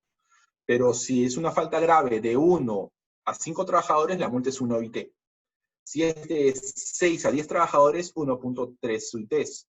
Si es de 11 a 20, 1.70 UITs. Si es de 20 a 30 trabajadores, 2.15 trabajadores. Ahora, estamos hablando de empresas que tienen menos de 20 trabajadores. Por lo tanto, la multa debe ser entre 1 y 1.7 UITs. Y si es una NOMIPE, puede ser una NOMIPE que tiene pocos trabajadores, pero que factura más del monto especificado por ley, la multa es de 3 hasta 50 UITs. Entonces, sí es grave. Dependiendo de la escala donde estemos, si eres micro, pequeña o NOMIPE.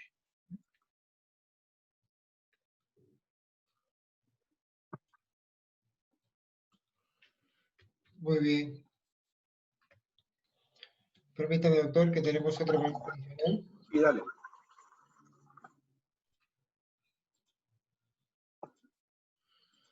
Nos indican, ¿qué pasa si la empresa tiene comité pero no se reúne? No hay un libro de actas. Bueno, se supone que tiene que haber un libro de actas. Es más, el empleador está en la obligación de promover las reuniones del Comité de Seguridad del Trabajo por lo menos una vez al mes. Miren, lo voy a poner así de manera simple. El hecho que el Comité de Seguridad del Trabajo sea de los trabajadores no implica que el empleador da un paso para atrás y ya es de los trabajadores y no es mi roche. Sí, sí es mi roche. ¿Por qué? Porque a pesar que los trabajadores no se reúnen, yo tengo que motivar que se reúnan. Porque acuérdense que dentro del Comité de Seguridad del Trabajo hay representantes de los trabajadores y representantes del empleador. Entonces, se tienen que reunir. La norma dicta por lo menos una vez al mes. Una vez al mes. Entonces, y tienen que llegar las actas. Es más, cuando hay una inspección de SUNAFIL que pide las actas del Comité de Seguridad del Trabajo. Cuando SUNAFIL va y te quiere poner una multa, te pide eso, porque el 90% de las empresas no lo tiene. Y sabe que por ahí vas a fallar.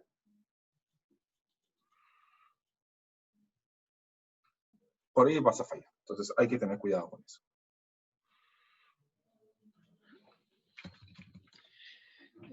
Nos hacen otra pregunta adicional. Nos indica, ¿quién es el encargado de realizar la auditoría al sistema de seguridad y salud en mi empresa? El encargado es el empleador conjuntamente con el Comité de Seguridad en el Trabajo. Ellos tienen que revisar que lo que se planeó durante el año resulte y solicitar los cambios pertinentes a la planificación de seguridad en el trabajo. Yo vi un caso, me he hecho con un caso de una empresa que presentó que en 10 años nunca encontró ni un error.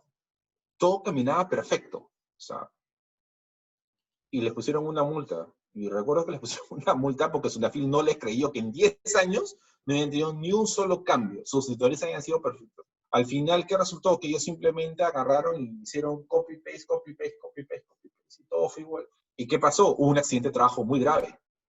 Falleció un trabajador.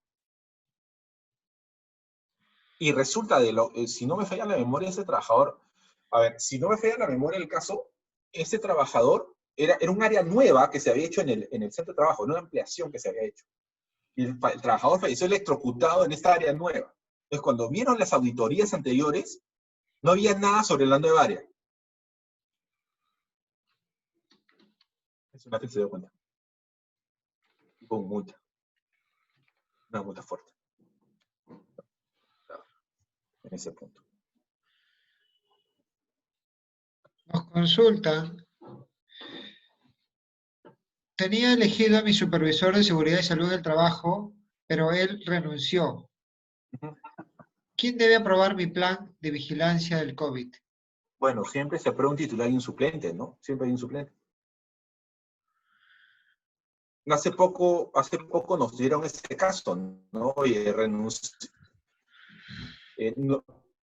Bueno, el caso fue así, ¿no? Un caso de que justo todos los miembros del Comité de Seguridad y Salud del Trabajo habían renunciado.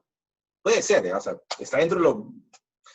Sherlock Holmes en sus libros decía, ¿no? Una vez excluyó lo imposible, lo posible aunque improbable debe ser verdad. Que es imposible, no creo que sea imposible, ¿no? Que es improbable, sí, claro, pero debe ser cierto.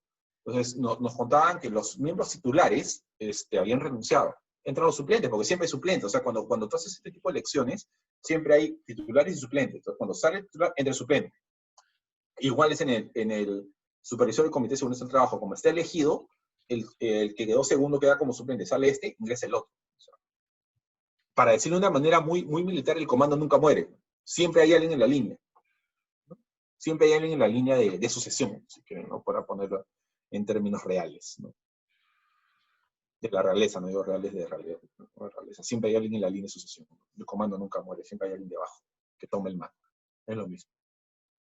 Pero deben tener uno. Es peor, el hecho que haya renunciado y no tenerlo no es eximiente de responsabilidad. ¿Eh? No es eximiente de responsabilidad. Es más, eres más responsable porque a sabiendas que renunció, no hiciste nada para responderlo o motivar su reposición. Pero se podría hacer una elección de supervisor y o de comité de manera virtual por Zoom. Mira, no está contemplado en la ley. Bueno, tiene que ser por votación. Votación normalmente Claro. secreta. Si ahora, pues, con esos Google Forms, que son esos formularios de Google donde mayormente hacen encuestas, yo creo que se puede hacer una votación totalmente secreta. La norma no lo contempla, pero yo creo que ante la circunstancia, estoy hablando en pasado, porque a partir de mañana ya todo se supone que es normal. Se supone. ¿No? Porque es, como bien ha dicho el presidente, y es algo que nosotros también recomendamos, si puedes hacer trabajo remoto, síguelo haciendo. Síguelo haciendo. Es lo mejor. Pero digamos que tengo que hacer una elección por Zoom. Si puedo acreditar que todos los trabajadores participaron y que los propios trabajadores lo hicieron, yo creo que no habría problema.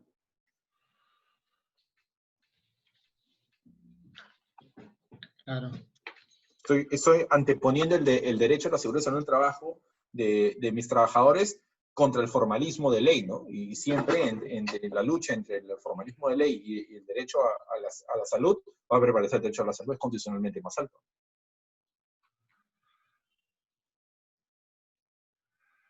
Muy bien. Siguiente pregunta.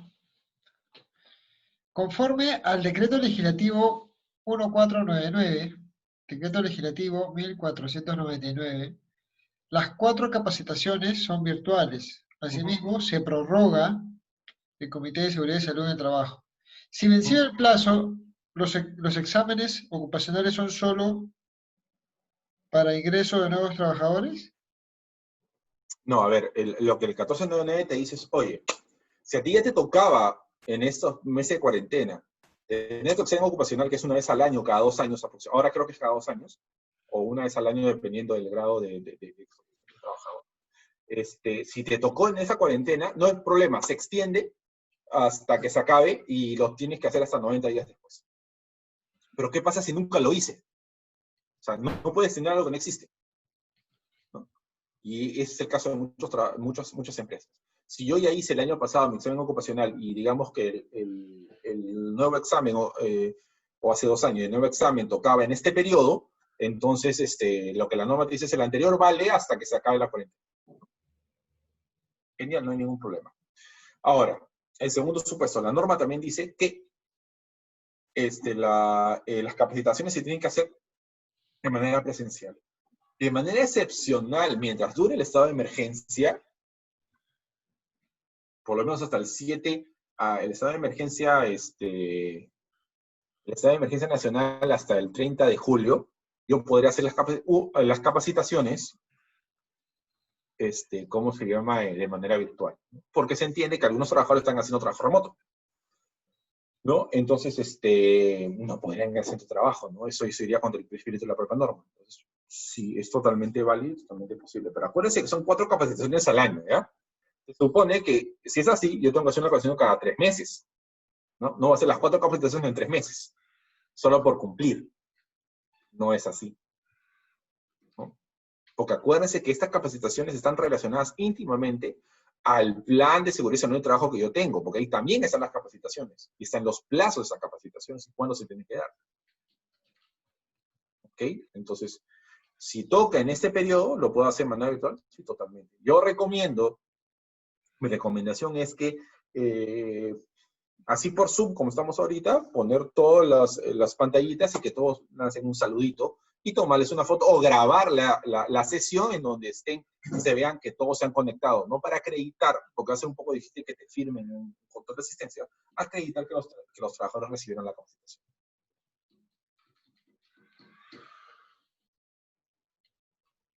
Si la empresa es chica con solo la encargada de seguridad, no hay comité, no hay libro de actas y no hay reuniones una vez por mes, entonces, ¿qué se le muestra a Sunafil? Es una No, es empresa que, con menos de 5 a ver. trabajadores. El hecho que no haya comité no significa que no haya actas, porque las reuniones van a ser entre el empleador y el supervisor de seguridad en el trabajo. Igual se tienen que reunir.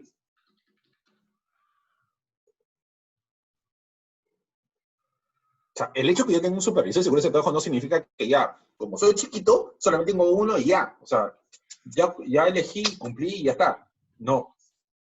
Todo se desarrolla igual, solamente que en lugar de ser un grupo, es de uno. O sea, el supervisor con el empleador se reúnen para ver temas de seguridad en el trabajo y tiene que haber un acta de eso.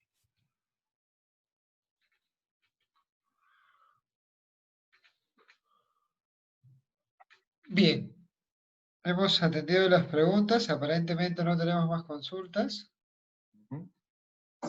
Vamos a dar unos instantes más, por si es que alguien tiene alguna pregunta adicional. No hay problema. Mientras van viendo, los invitamos la próxima semana también, el día martes, para el próximo martes, ya, sin cuarentena aparentemente, para ver otro tema de esta de este taller, que en la tercera sesión va a ser el 7 de julio, va a ser infracciones laborales en materia de colocación y empleo. ¿Okay? Vamos a hablar de ese tema igual, las preguntas van a ser respondidas en el momento que se necesite, ¿no? El 7 de julio. Me hacen una última repregunta. En el caso de esta empresa pequeña, con solo el encargado de seguridad, en donde no hay comité, ya aclaró usted que debe haber actas. La pregunta nos hacen, ¿es acta simple o debe haber un libro de actas, doctor? Yo recomiendo que haya un libro de actas. Tiene que haber uno. Jorge, ¿ese libro se recomienda que sea legalizado en notaría o no es necesario? Yo recomendaría que sea legalizado en notaría. Ok.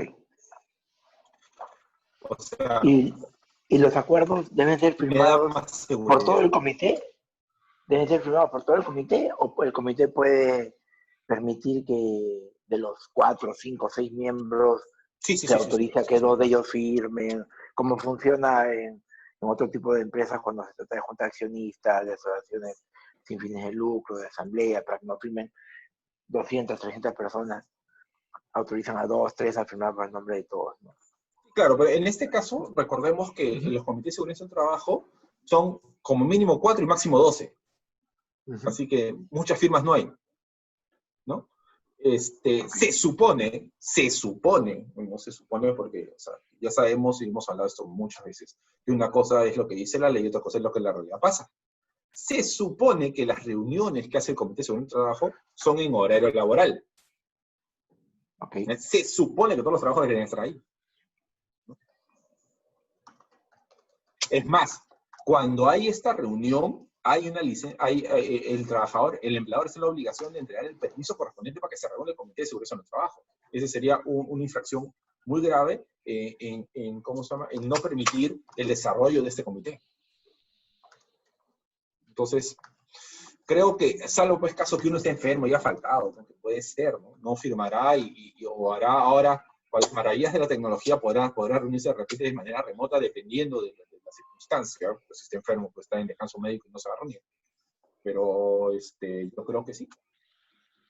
Otro tema con relación a ese tema de ¿qué pasa si tengo, no sé si lo han preguntado antes, si tengo un trabajador y renuncia a la compañía o yo lo sanciono despidiéndolo, inmediatamente tiene que convocarse a una elección para el reemplazo? Se supone cuando yo elijo un comité de seguridad en trabajo, elijo miembros titulares y miembros suplentes. Okay. Si según titular, entre suplentes, ¿no? Para completar el periodo. Si se va el suplente, ¿tendría que elegir un suplente nuevo? En algunas empresas he visto que hay tercer miembro. Ok, ya. No he visto en todas, pero sí, por ejemplo, yo estuve en una en donde había titular, suplente y tercer miembro. Pero claro, o sea, éramos 4 miembros del comité. Éramos 4. Teníamos 3 suplentes, eran 3 suplentes y un tercer miembro. Ah, ok, ya. O sea, era así, la conformación era. Entonces, si uno de los 4 se iba, entraba un suplente, ¿ya? Entonces, ya, imagínate que el suplente se va, ya que es, o sea, como he dicho, una vez excluido lo imposible, lo improbable, aunque es, una vez excluido lo imposible, lo improbable debe ser verdad, ¿no? Entonces, oye, ya, entra, se va uno, entra el suplente, perfecto, se renunció el suplente, entra el tercer miembro, o entra el segundo suplente, y el tercer suplente, y bueno, se van todos los suplentes, y se va uno más, entra el tercer miembro. O sea, en este caso, los suplentes es solo cuando la persona que es miembro del comité se va, o sea, renuncia o es despedido. Claro, no, César. Ok, pero digamos si hoy día hacemos una junta o acordamos una sesión y si por alguna razón uno de los miembros no se enferma, se accidenta, lo que pase, y no puede asistir, el suplente ocupa ese lugar solo para esta reunión, o la idea es que el reemplazante solo cuando la persona deja de pertenecer en forma definitiva al comité. Se supone que, o sea, que por esas situaciones especiales puede ir el suplente. Podría ir el suplente. Pero se supone que, como te digo, ¿no? O sea, esas situaciones son muy, muy excepcionales, ¿no? Muy excepcionales. Y se coloca, ¿no? El suplente ingresado por el miembro tal que no va a venir por esta justificación. O sea, tiene un accidente, está enfermo, está fuera del país, ¿no? Pero ahora eso de, por ejemplo, de fuera del país ahora, no sé qué tan efectivo sea por estas cosas de Zoom, ¿no? O sea, creo que tranquilamente un miembro del comité que no esté de vacaciones, que esté en un viaje de trabajo, pueda reunirse a través de este sistema y ¿cómo se llama? Y con cargo de regularizar la firma, ¿no? O sea, no veo el problema. Hay que, cuando hay un comité, no cuando es una persona responsable, sino cuando hay comité, tiene que haber algún tipo de reglamento interno que regule su administración, su funcionamiento, o existe una norma que regule el comité. Sí. Doctor Jorge. Sí, ¿me ibas a decir algo, Dani? No, quería acotar, me parece que esta información debe estar especificada en el plan o el sistema de seguridad y salud en el trabajo de esa empresa. Correcto. Eso es correcto. O sea, debe estar en el plan de trabajo, o sea, en la planificación. Algunas empresas sí he visto que lo hacen, sí he visto un par, no muchas, sí he visto un par, que aparte tienen como un reglamento de comité de seguridad y trabajo, pero muy, muy abierto, ¿no? Y como es muy pequeño, ¿no? Cómo se van a llevar a cabo las reuniones, ¿no? La forma de votación. Pero debería estar en el plan. Bien. Aparentemente no tenemos más preguntas. Le damos las gracias al doctor Jorge Rodríguez, siempre bastante claro, didáctico en sus presentaciones. Los invitamos también, como lo dijo el doctor, el próximo martes vamos a dar una nueva sesión. Y también los invitamos el día de mañana. Vamos a tener una presentación de la abogada Kazumi Montero, donde va a exponer el cómo acreditarse como exportador autorizado. Antes de despedirnos, le damos la palabra al doctor Carlos Rodríguez, socio principal de Parque Russell en Perú. Doctor Carlos. Gracias, Dani. Solo para complementar la charla de mañana de la doctora Montero, va a incluir algunas de las sanciones para los exportadores que han salido publicadas hoy día. Ya nos estamos adelantando, pero estamos contando un poco qué temas va a tocar la doctora Montero mañana. Así que muchas gracias, Jorge. Ya sabemos un poco más de cuáles son nuestras infracciones si no no tenemos el comité o cometemos alguna falta de salud. Así que muchas gracias por eso y nos vemos mañana. Hasta mañana. Muchas gracias a todos por haber participado en la sesión del día de hoy. Eso ha sido todo por hoy. Hasta mañana. Gracias. Hasta mañana.